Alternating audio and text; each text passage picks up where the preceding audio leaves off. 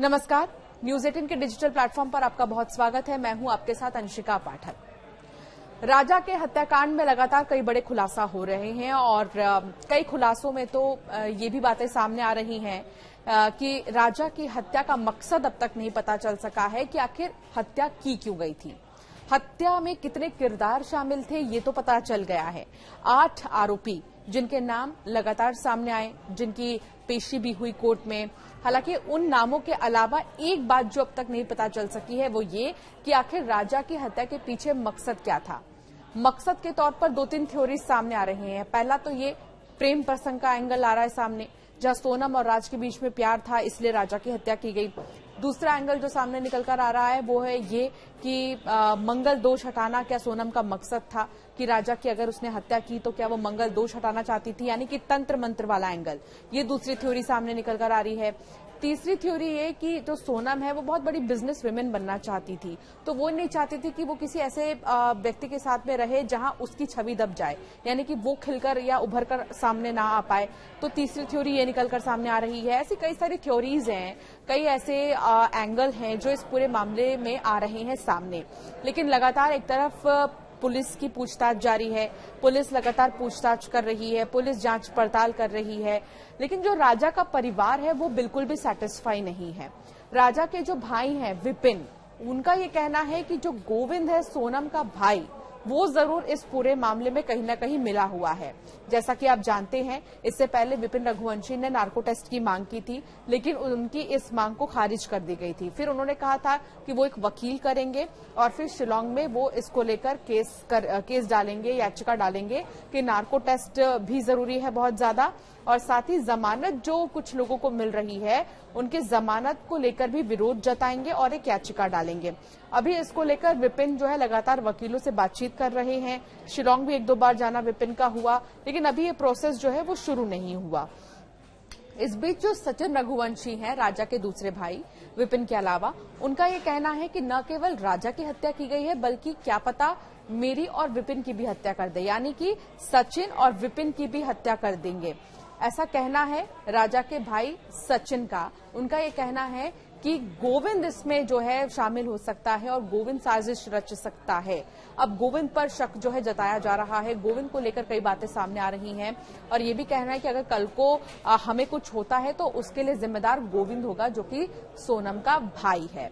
इससे पहले आपको एक तस्वीर याद होगी, जब राजा के हत्या के बारे में बात पता चली, उसके बाद सोनम गाजीपुर से मिली थी, उसके बाद जो गोविंद हैं वो आए थे राजा के घर और वो राजा की मां से गले लगकर रोए थे और उन्होंने कहा था कि मैं आपका बेटा हूं और अगर राजा के साथ में कुछ गलत हुआ है तो मैं अपनी बहन के खिलाफ लड़ूंगा। लेकिन उसके बाद से अब तक कुछ भी ऐसा दिखाई नहीं दे रहा जिसमें कि गोविंद अपने ही परिवार के खिलाफ हो या अपनी बहन के खिलाफ नजर आए। बल्कि इसीलिए विपिन का कहना है कि जो भी हत्या का ये पूरा मामला सामने आया उसमें कहीं ना कहीं गोविंद का हाथ जरूर रह सकता है। यहां तक कि जब सोनम मिली थी गाजीपुर में तो उसने सबसे पहला कॉल ढाबे वाले के फोन से गोविंद को ही किया था। तो अब लगातार जो विपिन और सचिन हैं उनका ये कहना है कि गोविंद का इसमें 100% हाथ हो सकता है। गोविंद को लेकर भी उन्होंने जो है गुस्सा जाहिर किया है कि पहले वो कुछ और बातें कर रहे थे, अब वो कुछ और बातें कर रहे हैं। अभी हाल ही में जो जमानत कुछ आरोपियों को मिली है उनको लेकर भी ये कहना था विपिन रघुवंशी का कि इसमें गोविंद का हाथ है और गोविंद लगातार राज और सोनम को सपोर्ट कर रहा है। फिलहाल ये मामला अब और कितना ज्यादा आगे तक जाएगा ये तो देखने वाली बात होगी, लेकिन फिलहाल आपको बता दें कि विपिन और सचिन की तरफ से नार्को टेस्ट की मांग की जा रही है, परिवार की तरफ से नार्को टेस्ट की मांग की जा रही है।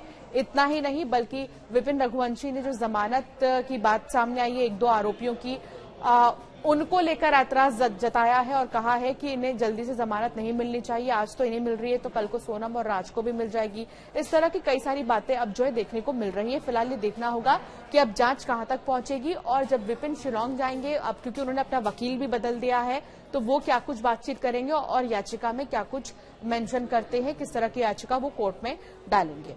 फिलहाल आपका क्या मानना इस मामले पर हमें जरूर कॉमेंट कर बताएं। गुजरात में इनकी फैक्ट्री है, ये आपको तो पहले से पता होगा सभी को कि गुजरात में इनकी फैक्ट्री है।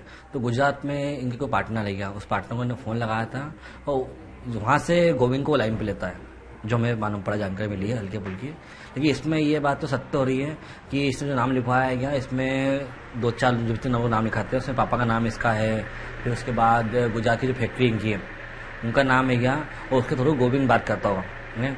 तो गोविंद आज हमको, जैसे कि आज गोविंद को बचाने में लगा हुआ है, तो हमें तो अब हमारी जान का खतरा भी लगने लगा है। गोविंद इतनी स्पीड से इतनी जल्दी काम क्यों कर रहा है? तो गोविंद को डर है क्या कि ऐसा नहीं हो कि केस ज़रा बड़ा होने के बाद हवाले की बात निकल जाए ने उस पर कार्रवाई हो जाए। ये तो कौन भाई ऐसा होगा, इतना मतलब उनका उसके पापा मम्मी परिवार सबकी इज्जत चली गई है, वो ऐसा भाई कौन सा होगा कि 2 महीने वो हुए नहीं है जिसको जमा ही मारा था उन्होंने, उसके लिए इन्हें वकील कर लिया है। तो इनको डर है क्या इस मामले का? सोनम जो है अपने पार्टनर से लगातार बातचीत करी, ऐसा आपका कहना है कि अपनी जमानत और अपने प्रेमी राज की जमानत के लिए?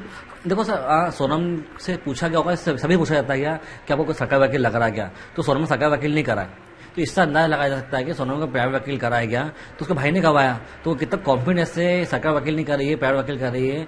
तो ये इस मामले पे मैं बहुत किला बोलता हूँ कि गोविंद मिला हुआ इसके अंदर। हवाला कारोबार की बात भी सामने आई थी, उस पर क्या कहेंगे? हवाला कारोबार की बात, जो बात सामने आई है वो बात 80% तो सत्य है, क्योंकि गोविंद जिस तरीके से उसकी बहन को बचाने में लगा हुआ, उसको डर लगा है कि कल से नार्को टेस्ट की जांच नहीं हो जाए, जिससे कि सोनम की पूरी बात मुंह से निकल जाए और उनकी पोल खुल जाए। इसी चक्कर में गोविंद वकील करने में लगा हुआ है। आपके भाई शिलोंग में हैं, वहां से उनका एक बयान भी सामने आया जिसमें वो कह रहे हैं कि 30 से 40 लाख रुपए सोनम के खाते में है, और इसलिए जो सब 25 से 30 लाख तो उस टाइम पे उसके अकाउंट में थे जो सबको बांटती थी। उसके बाद सोनम ने ऐसा केस कर दिया था, तो उसके बाद भी जितने लोगों को पैसे आएंगे तो 30-40 लाख रुपए नॉर्मली बात है, उसका अकाउंट में पैसे आएंगे।